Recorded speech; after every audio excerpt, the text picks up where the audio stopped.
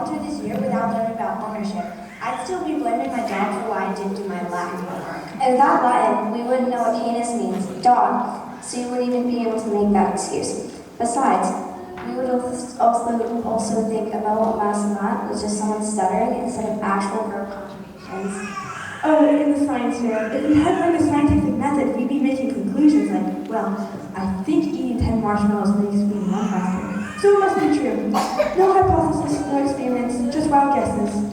And speaking of science, imagine trying to study anatomy without knowing the right terms.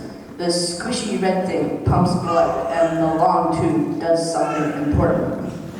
And writing persuasive essays about lost tools of writing, you'd just be like, please agree with me, because I said so. No proofs, no structure, just hoping a reader feels bad enough to agree.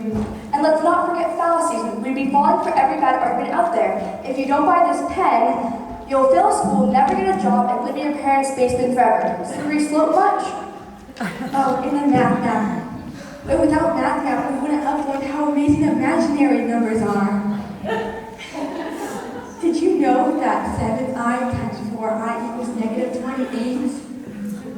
And if we had learned cartography, we wouldn't have known that Australia was a continent, not a big island.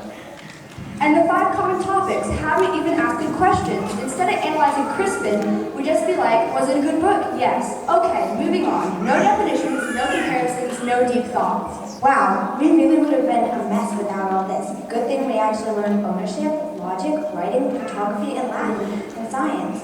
Or else we'd be making bad arguments, failing experiments, and calling our heart the squishy red thing forever. Best year ever!